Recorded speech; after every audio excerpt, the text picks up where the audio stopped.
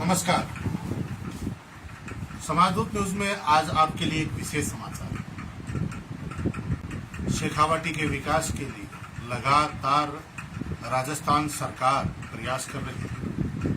राजस्थान सरकार के द्वारा इस शेखावाटी बेल्ट को हेरिटेज लुक के कारण, यहाँ की भित्ति चित्रों के कारण, यहाँ के विशेष स्थापत्य कला की हवेलियां, छतरियां और विशेष आकर्षण के केंद्र यहाँ के जोहड़े, यहाँ की सुंदर मंदिरों की चित्रकारी और ऐतिहासिक भित्ति चित्रों के माध्यम से पौराणिक कथाओं के कथन को पूरे देशी विदेशी पर्यटकों में प्रचार प्रसार करने के लिए यहाँ पर शेखावाटी बेल्ट में पूरे भारत ही नहीं अपितु विश्व के पर्यटकों को आवागमन बढ़ाने के लिए, प्रेरित करने के लिए काम किया जा रहा है। और इस क्षेत्र में लगातार प्रयासों के बाद अब सुखद अनुभव आ रहा है। पहले माननीय केंद्रीय पर्यटन मंत्री गजेंद्र सिंह जी शेखावत, जो जोधपुर से सांसद हैं, उनका रामगढ़ शेखावाटी आगमन हुआ। 2 दिन का उनका प्रवास हुआ और मुझे ये कहते हुए गर्व है कि उनके द्वारा जिस तरह से रामगढ़ शेखावाटी के लोगों में, रामगढ़ शेखावाटी के प्रति उन्होंने जितना स्नेह, प्यार, लगाव दिखाया, वो एक बहुत बड़ी बात है। एक केंद्रीय मंत्री का 2 दिन रामगढ़ शेखावाटी जैसे छोटे से कस्बे में रुकना एक मील का पत्थर रहेगा रामगढ़ शेखावाटी के लिए, विकास के आयाम के लिए, यहाँ की ऐतिहासिक धरोहरों के संरक्षण के लिए और पर्यटन के विकास के लिए। उसके बाद माननीय उप मुख्यमंत्री प्रिंसेस दिया कुमारी जी, उनका आगमन हुआ। रामगढ़ शेखावाटी के साथ साथ यहाँ के क्षेत्र के जैसे मंडावा, महणसर, फतेहपुर, लक्ष्मणगढ़, नवलगढ़, इन क्षेत्र की हवेलियों के संरक्षण के लिए उनके द्वारा जिस तरह से रुचि दिखाई गई, प्रस्ताव बनाए गए, वो एक बहुत बड़ी बात है। और आज यह समाचार अब मूल स्वरूप में हम बताते हैं आपको, थोड़ा आपको विस्तार से बताने की ज़रूरत है, इसलिए क्योंकि ये बहुत ही बड़ी उपलब्धि के रूप में हमारे लिए होगा। क्या होगा आपको बता दें कि राजस्थान सरकार और माननीय मुख्यमंत्री श्री भजनलाल जी शर्मा के द्वारा इस शेखावाटी बेल्ट को महत्वपूर्ण स्थान दिया जा रहा है अपने भविष्य की योजनाओं के मध्य। करोड़ों रुपए की योजनाएं बनाई जा रही है। इन हवेलियों के संरक्षण के लिए काम किया जा रहा है। इन धरोहरों को वास्तु जो शिल्प की एक अद्वितीय कलाकृतियां हैं, उनके रखरखाव के लिए प्रेरणा दी जा रही है। और इसलिए कल एक विशेष बैठक जयपुर में आयोजित की गई। उस बैठक में शेखावाटी की पूरी, पहले मुख्यमंत्री महोदय को पर्यटन विभाग के द्वारा और ब्रीफिंग दी गई थी। माननीय उप मुख्यमंत्री और पर्यटन की जो विभाग है उसकी प्रभारी आदरणीय प्रिंसेस दिया कुमारी जी उस बैठक में मौजूद थी। और उस बैठक में पूरे शेखावाटी जनपद के 662 हवेलियों को चयनित करते हुए उनके जिन जिन व्यक्तियों से, जिन हवेलियों के जो मालिक है, उनसे सूचीबद्ध किया गया, संपर्क किया गया, उनको आमंत्रित किया गया और उसका बैठक का आयोजन किया गया। और मुझे गर्व है इस बात का कहते हुए कि कल जो बैठक हुई उसमें सबसे पहले बोलने वाले शेखावाटी बेल्ट के, मैं आपको दिखाऊंगा, आपको सुनाऊंगा, और वो बात महत्वपूर्ण है। आप सुनिए, मुख्यमंत्री के सामने रामगढ़ शेखावाटी जैसे एक छोटे से कस्बे के यहाँ के बाशिंदों के, प्रवासी बंधुओं के द्वारा अपनी बात प्रमुखता से ली गई। आदरणीय मुख्यमंत्री महोदय द्वारा इसके विकास के लिए जो काम किया जा रहा है उसका मैं थोड़ा सा विवरण दे दूं कि मुख्यमंत्री भजनलाल जी के द्वारा इस सीकर, चूरू, झुंझुनू इन तीनों जिलों को एक टूरिज्म हब के रूप में विकसित करने का प्लान बनाया गया है, जिसमें हेरिटेज वॉक, सांस्कृतिक केंद्र, आर्ट गैलरी, होम स्टे होगा। और इस पूरी योजना में क्या चयन किया गया है, कौन कौन से क्षेत्र हैं, उनके लिए भी आपको मैं जानकारी दे दूं और उनका क्या महत्व है। शेखावाटी के सबसे पहले मुख्यमंत्री महोदय की लिस्ट में अगर किसी कस्बे का नाम है तो वो है रामगढ़ शेखावाटी। उसके लिए लंबे समय से आदरणीय बहन श्रुति जी पोदार के द्वारा काम किया जा रहा है। अपने वाह फेस्ट के माध्यम से अतिथियों को आमंत्रित करते हुए रामगढ़ की इन धरोहरों की, जिनके अधिकांश धरोहरें वर्तमान समय में अपने अस्तित्व से बचाने के लिए जंग लड़ रही है, ऐसे में उनसे जोड़ने की दिशा में काम किया जा रहा है। तो मुख्यमंत्री महोदय का सबसे बड़ा फोकस था तो वो था रामगढ़ शेखावाटी के बारे में। और रामगढ़ शेखावाटी के साथ साथ आपको मैं बता दूं, नवलगढ़, ऐतिहासिक हवेलियों के लिए विख्यात नवलगढ़। सबसे बड़ी नवलगढ़ की बात यह है, आदरणीय सभी मदरसकों को जानकारी देना चाहूँगा कि नवलगढ़ की जो हवेलियां हैं उनका सार संभाल वर्तमान समय में सबसे ज़्यादा श्रेष्ठता के साथ किया जा रहा है। तो नवलगढ़ है उस सूची में।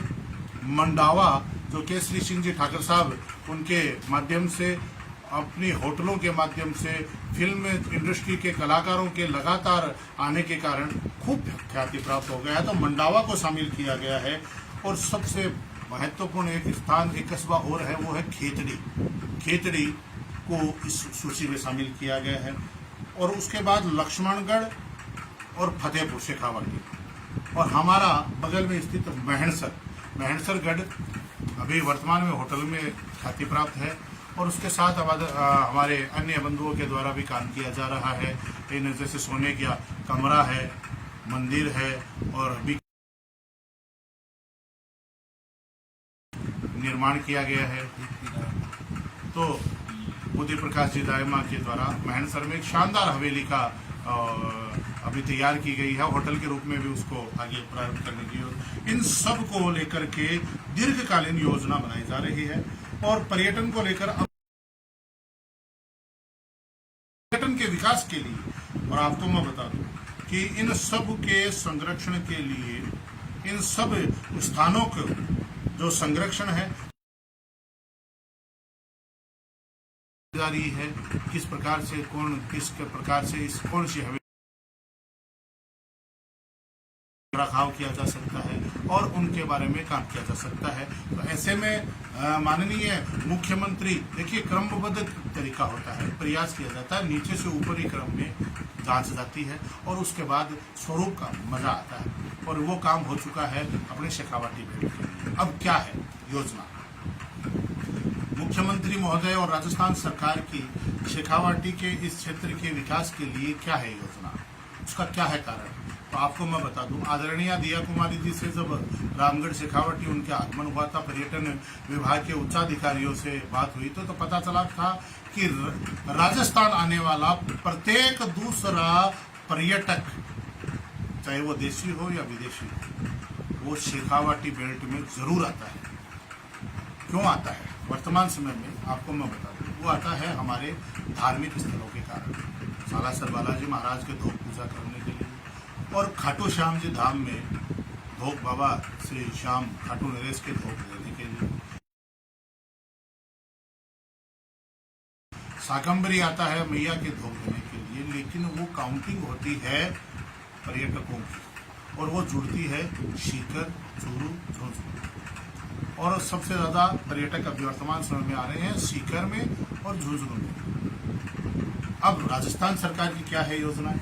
वो है इस पूरे क्षेत्र को पर्यटन हब के रूप में विकसित करने का, जहां पर इन हवेलियों को संरक्षित किया जाए, यहाँ पर अनेकों योजनाओं के माध्यम से इनको तैयार किया जाए।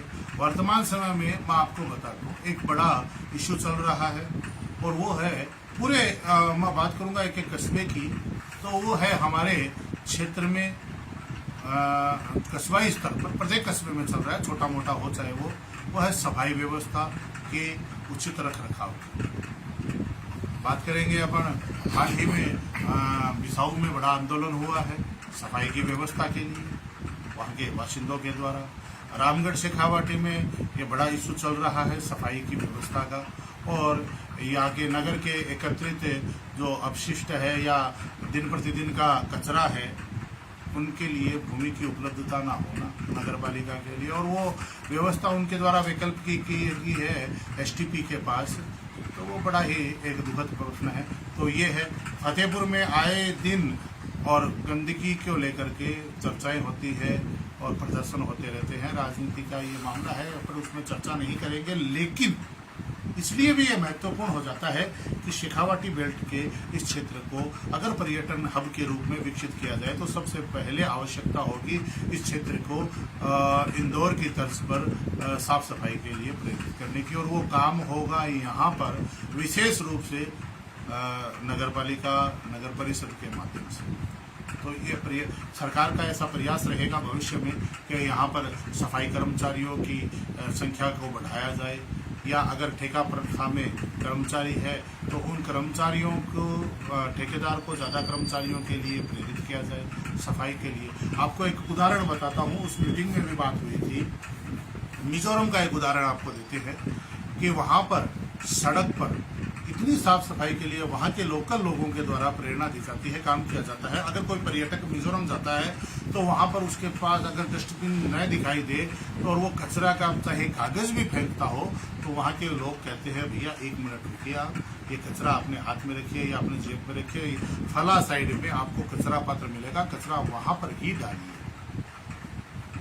सबसे महत्वपूर्ण बात है सफाई व्यवस्था की। ये आदरणीय है और माननीय सीएम साहब, मैं आपको भजनलाल जी की बात बताऊंगा तो भाई साहब वहाँ पे मीटिंग में भी बात हुई थी, तो आदरणीय भजनलाल जी के द्वारा इस बात की चर्चा की जा रही है गहनता से। तो नीचे से ऊपरी क्रम तक अब हमारी शेखावाटी बेल्ट की चर्चाएं हो चुकी है। अब जो मुख्यमंत्री से सीधा संवाद हुआ था 185 से अधिक ऐतिहासिक धरोहरों के मालिकों का या उनके केयरटेकर का ब्लड रिलेशन में थे उनका, तो उनमें सबसे पहला अगर किसी ने धारा प्रवाह बोला था तो वो थे रामगढ़ शेखावाटी का बेटा, रामगढ़ शेखावाटी का गौरव।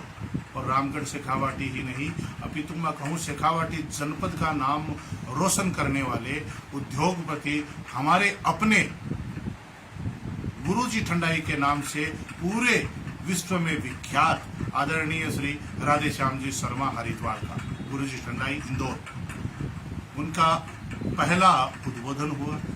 वो उद्बोधन भी आपको अभी सुनाएंगे।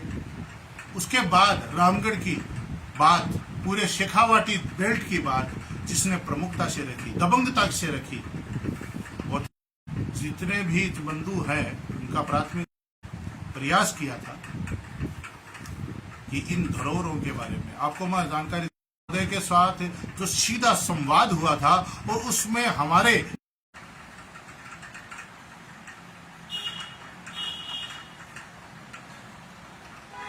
निवेदन रहेगा कि कृपया अपनी बात को संक्षिप्त और समय की कल्पना को ध्यान में रखते हुए करें। पहला नाम बता दें, पूरा अपना थोड़ा परिचय बता दें, जिससे कि ठीक रहेगा।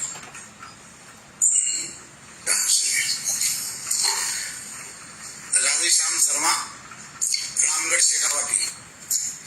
फिलहाल मेरा निवास इंदौर है। शरबत का मेरा व्यवसाय है।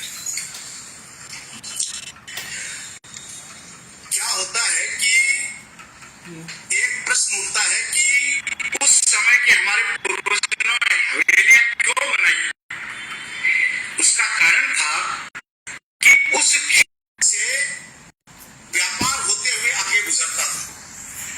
जब हवेलियों का संरक्षण करना चाहिए, ये बातें हमारी हुई है, अच्छी भी लगती है और मैं कर भी रहा हूँ। अभी वर्तमान में जो मैं अभी माइक पर बोल रहा हूँ, पिछले 6 महीने से 1 लाख रुपया रोज का मेरी इस हवेली पर खर्चा हो रहा है। अभी मैं उसको देखने के लिए ही आया हुआ कि चित्रकारी कैसी चल रही है, और सिर्फ उसको देख करके खुश होने वाली बात यह है। मैं एक बात हंसी में भी कहना चाहूंगा कि बहुत सुंदर बहू घर में आई है, बोर्ला लगाए हुए है, लेकिन वो काम भी तो करे घर में, खाली उसको देखते ही रहे क्या। तो ऐसी स्थिति होनी चाहिए कि रोज ऐसे प्राप्त हो। छोड़ कर के हमारे पूर्वज इसलिए चले गए 2 पीढ़ियां 4 पीढ़ियां कि अब उससे रोजगार नहीं हो रहा। और अब जिन लोगों ने वर्तमान में तोड़ करके उन पर मॉल बनाना प्रारंभ किया तो रोजगार की दृष्टि से हो रहा है। तो कुछ ऐसी व्यवहारिक योजनाएं हमें सरकार को और हम लोगों को सबको मिलकर बनानी चाहिए कि उनका संरक्षण भी हो, हमारे पूर्वजों की वो जो धरोहर है वो भी संरक्षित रहे, व्यवहारिक रूप में आगे आ सकती है। अन्यथा आप यदि बुरा न माने तो मैं कहूंगा कि ये चर्चा ही रह जाएगी।